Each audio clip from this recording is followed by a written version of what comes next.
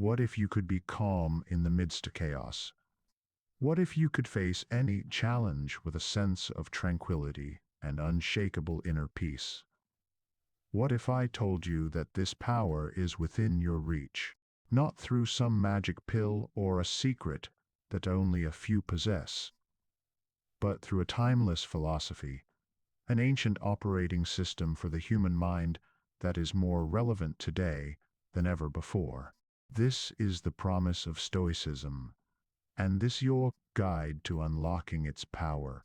Part 1. The Promise of a Tranquil Mind. Hello, and welcome. If you're watching this, chances are you've felt it. That gnawing of anxiety, that sense of being overwhelmed by the never-ending demands of life. You're not alone. We live in a world that is constantly pulling us in a million different directions. A world that tells us that our happiness depends on things outside of our control. Our wealth, our status, our relationships, the opinions of others. But what if this is a lie? What if the key to a happy and meaningful life is not found in controlling the world around us, but in mastering the world within us? This is the core message of Stoicism, an ancient Greek and Roman philosophy that was practiced by every slaves to emperors. The Stoics were not, as the modern caricature suggests, emotionless statues who suppressed their feelings. They were practical psychologists, masters of the human mind who developed a set of tools and techniques for living a good life, a life of virtue, resilience, and, most importantly, inner peace. In this video, we're going to embark on a journey together, a journey into the heart of Stoicism. We'll explore the profound wisdom of its greatest thinkers. Marcus Aurelius, the Roman emperor who wrote his personal thoughts on Stoicism while on a military campaign. Seneca, brilliant playwright and advisor to the Emperor Nero who wrote extensively on how to live a good life. And Epictetus, a man who was born a slave and rose to become one of the most respected Stoic philosophers of all time. Their teachings are not just abstract philosophical ideas. They are a practical, actionable guide to navigating the challenges of life with grace and wisdom. By the end of this video, you will not only have a deep understanding of Stoic philosophy, but you will also have a complete toolkit of Stoic practices that you can apply to your own life, starting today. So, if you're ready to trade anxiety for tranquility, to master what you can control and let go of what you can't, then you've come to the right place. Let's begin. Part 2. The Dichotomy of Control, the foundation of Stoic practice. Imagine you're an archer. You have a bow, an arrow, and a target in the distance. What is within your control? You can control the quality of your bow and arrow. You can control how much you practice, the strength you build in your arms, the precision of your aim. You can control the moment you release the arrow, the focus in your eyes, the calmness of your breath. But once the arrow leaves the bow, what is outside of your control? A sudden gust of wind could push it off course. The target might move. It might start to rain. The Stoics would say that a wise archer focuses on what is within their control. The process of shooting the arrow. They do their best to aim well, to release the arrow smoothly, to do everything in their power to hit the target. But they do not tie their happiness to whether or not the arrow actually hits the target. That is outside of their control. This is the essence of the Stoic dichotomy of control, the cornerstone of the entire philosophy. It was most famously articulated by Epictetus, who began his famous Enchiridion, or handbook, with these powerful words. Some things are within our power, while others are not. Within our power are opinion, motivation, desire, aversion, and in a word, whatever is of our own doing. Not within our power are our body, our property, our reputation, office. In a word, whatever is not of our own doing. Let's break this down, because this single idea, if you truly understand it and apply it to your life, can be a source of incredible peace and resilience. What in our control? According to the Stoics, the only that are truly in our control are our own thoughts, our judgments, our choices, our actions, our inner world, our opinions and judgments. You don't control the events that happen to you, but you have absolute control over how you interpret those events. Someone cuts you off in traffic. That is an external event. You can choose to see it as a personal insult and get angry, or you can choose to see it as a person in a hurry and let it go. The event itself is neutral. It's your judgment of the event that causes your suffering, our motivations and desires. You can't control whether you'll get that promotion at work, but you can control your desire for it. You can choose to desire what is truly good for you, wisdom, virtue, and inner peace. Our aversions. You can't control whether you'll get sick, but you can control your aversion to sickness. You can choose to see it as a natural part of life, rather than as a terrible tragedy. Our actions. You can't control how other people will react to your actions, but you can control your own actions. You can choose to act with kindness, with integrity, with justice, regardless of the outcome. What is not in our control? Everything else. Our body, our possessions, our reputation, the actions of others, the past and the future.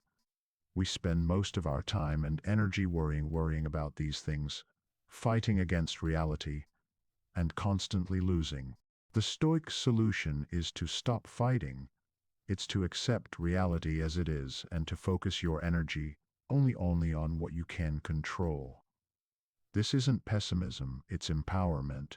It's about being smart about where you invest your energy. This is the path to inner peace.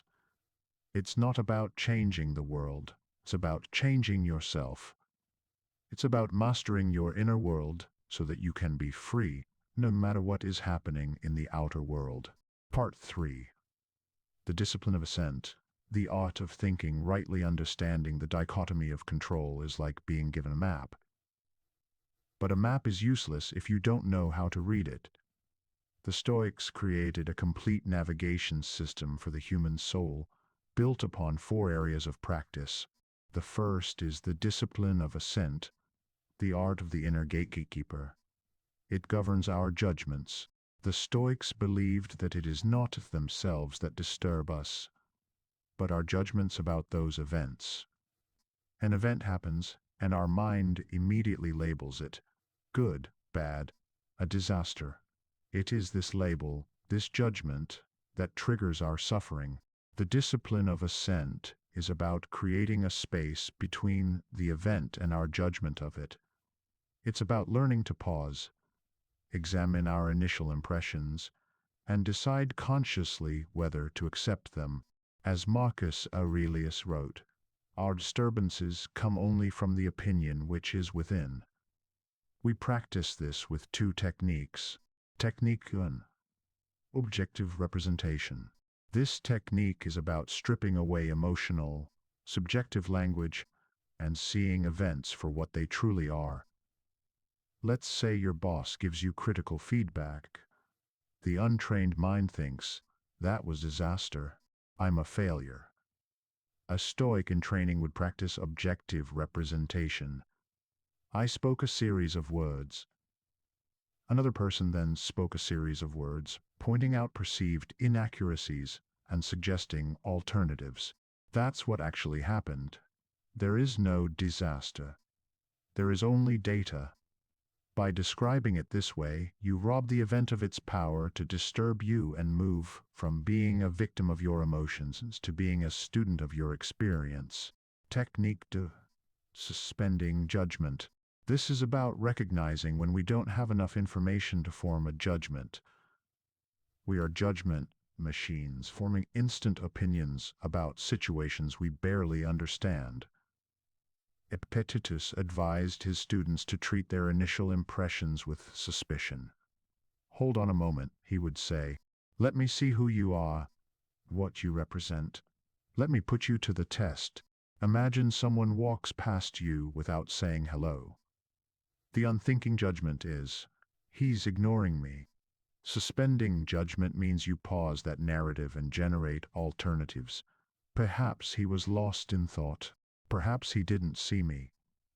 You recognize you don't have enough information, so you choose not to assent to the negative impression, preserving your inner peace. By mastering the discipline of assent, you seize control of the gateway to your mind, learning to see the world with clarity and navigate it with an unshakable sense of calm. Part 4. Discipline of desire. The haunting what's good, you have secured the gatekeeper of your mind. But we are still creatures of desire. The problem is that we almost always attach our desires and aversions to things outside of our control. We want that promotion. We are terrified of getting sick. In doing so, we hand over the keys to our happiness to fortune. The discipline of desire is about cutting those strings. The goal is to desire only what's within our control, our own virtue, and to be averse only to what is within our control, vice. For everything else, health, wealth, the Stoic aims for a state of indifference. You prefer to be healthy, but you accept that it's ultimately not up to you. This retraining requires two powerful tools. Technique 1. Negative visualization. Premeditatio malorum. This means the premeditation of evils. It is the conscious, deliberate practice of imagining the loss of things you value. Every morning, you might contemplate that your project could fail or that you could lose your job. As you kiss your loved ones, you quietly remind yourself that you are kissing a mortal being. Why? First, it cultivates profound gratitude. By briefly contemplating loss, you appreciate 100 times more. It makes the ordinary extraordinary. Second, it builds psychological resilience. Seneca called it rehearsing for misfortune. It's a fire drill for the soul. If you have already visited the possibility of losing your job in your mind, the event, should it happen, will still hurt, but the shock will be less. You have vaccinated your psyche. Technique 2. Amor, Fati, love of fate. If negative visualization is the preparation, Amor Fati is the attitude you adopt toward what does come. It means a love of fate. It's the practice of not just accepting, but embracing everything that happens as if you had chosen it yourself. Marcus Aurelius said that a blazing fire makes flame and brightness out of everything that is thrown into it. The mind trained in Amor Fati is like that fire. Whatever life throws at its setbacks, illness uses it as fuel. Is your flight cancelled? Excellent. An unexpected gift of 4 hours to read, work, or practice patience. The obstacle is not something to be avoided. The obstacle is the path.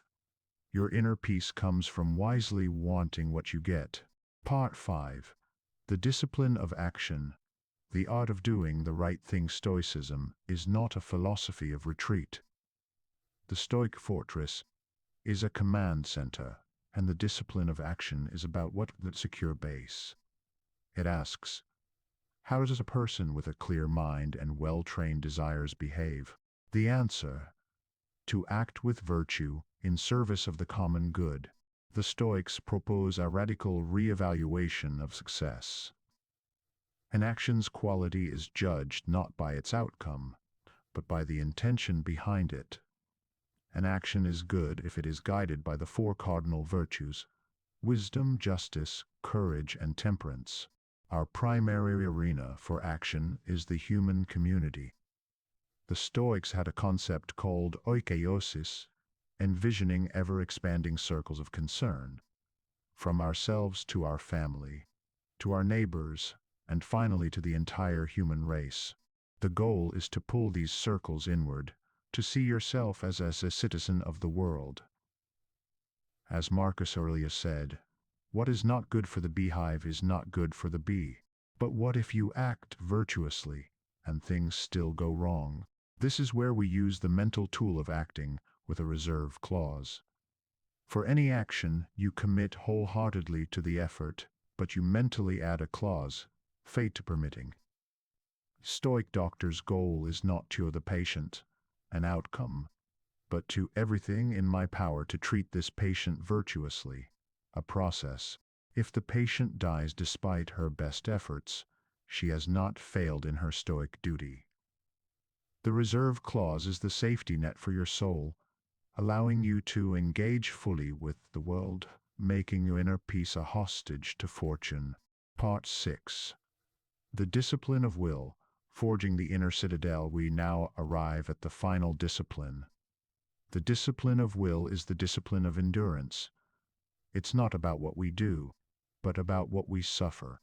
It's the framework for dealing with pain, grief, and loss. The central metaphor is the inner citadel, a fortress within the soul that no external force can conquer.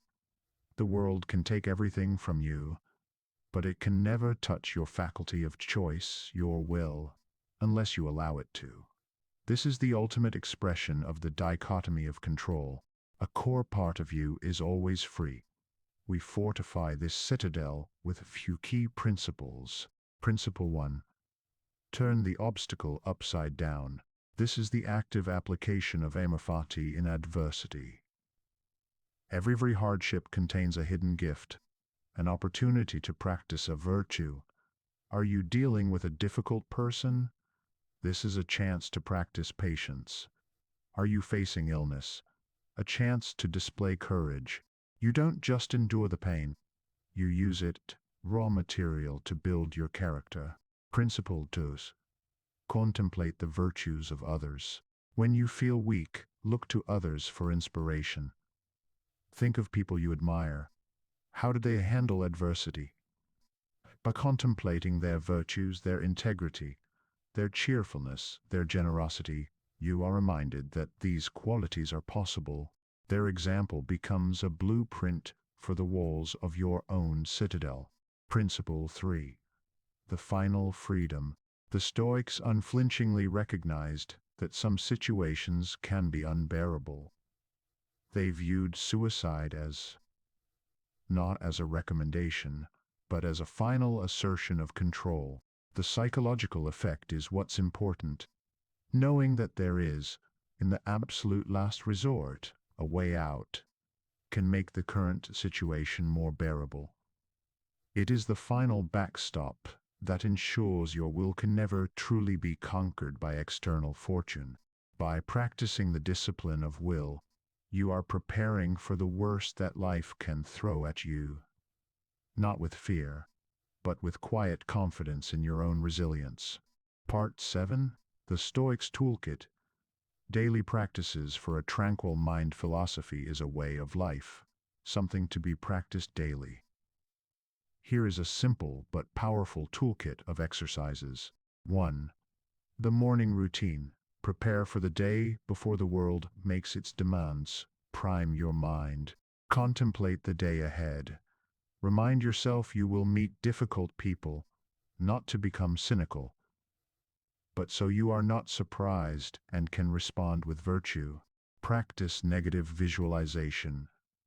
Briefly contemplate loss to foster deep gratitude for what you have right now. Set your intention. Your goal is not a specific outcome, but to act with wisdom, justice, courage, and temperance. 2. During the day, practice in the arena. Apply the dichotomy of control. Constantly ask, is this within my control or outside of my control? Focus only on what you can control. Pause and analyze impressions. When a strong emotion rises, hit the pause button. Examine the impression. Is your judgment true? You are the gatekeeper. 3. The evening routine. Review and reflect. Be an honest accountant of your soul. Before sleep, Ask yourself 3 questions. What did I wrong today? What did I do right today? What duty done? 4. The all-day practice. The view from above this is a powerful meditation to regain perspective. In your mind's eye, out of your body, seeing your city, your country, the earth in space. Float higher past our galaxy until you see countless galaxies like dust. From this cosmic perspective, look back at your problem. How big does it seem now? This exercise shrinks your ego and connects you to something vast and magnificent. Part 8. Your fortress is waiting. We began this journey seeking a key to inner peace. We have found it in the ancient, time-tested wisdom of Stoicism. We have learned that tranquility lies in understanding the one thing we control, our own mind. We've learned to be the gatekeeper of our thoughts, to desire what is truly good, to act with virtue, and to endure hardship by forging an unconquerable inner citadel. Stoicism is not a magic wand. Life will still be life. But it gives you the tools to ensure that while events may harm you, they do not have to ruin you. It is the path to eudaimonia, a deep, abiding state of human flourishing. This path is a lifelong practice. But you can start today. Pick one thing. For the next week, just practice asking, is this in my control? Or try the evening review. Start with one small brick. The world will continue to be a turbulent and unpredictable place. That is outside of your control. But you can build a place within you that is calm, always strong, always free. Your fortress is waiting. Begin building. Thanks for watching, and don't forget to like and subscribe. Stay stoic.